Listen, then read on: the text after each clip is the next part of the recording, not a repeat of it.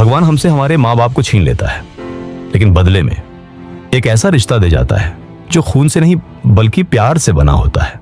ये कहानी है एक ऐसे भाई की जो सिर्फ भाई नहीं बना बल्कि अपनी बहन का बाप बन गया।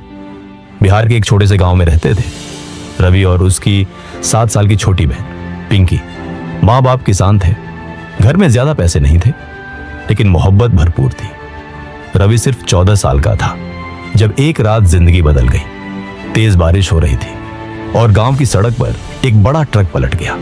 उसी ट्रक के नीचे दब गए रवि और पिंकी के माँ बाप। एक ही पल में पूरा परिवार उजड़ गया। छोटा सा टूटा फूटा घर और एक 7 साल की बच्ची जो बार बार पूछ रही थी, भैया मम्मी पापा कब आएंगे? रवि खामोश था।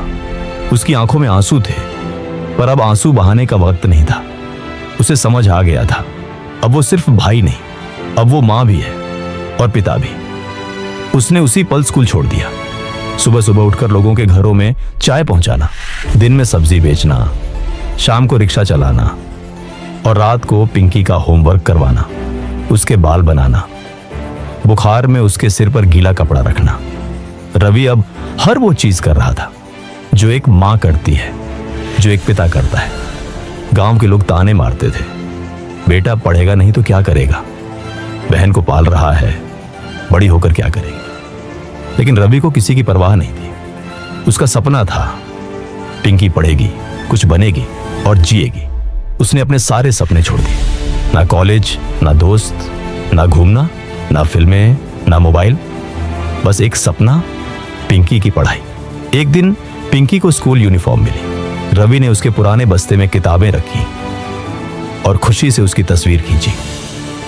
उस दिन उसके चेहरे की मुस्कान रवि के सारे दर्द को भुला गई। समय बीतता गया। रवि अब 24 साल का हो गया, पिंकी 17 की।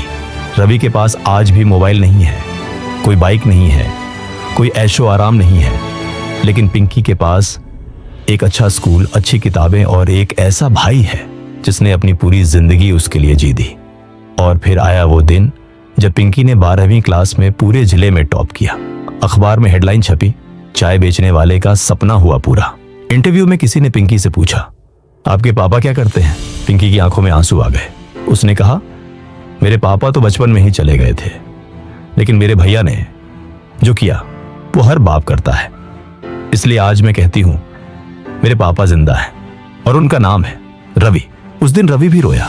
उसे कभी एहसास नहीं हुआ था कि पिंकी उसे पापा मानती है। कभी कभी खून का रिश्ता नहीं बल्कि इमोशन का रिश्ता ज्यादा गहरा होता है। रवि जैसे लाखों भाई हैं इस देश में जो खामोशी से अपने सपनों को छोड़कर किसी और की जिंदगी संवार रहे हैं।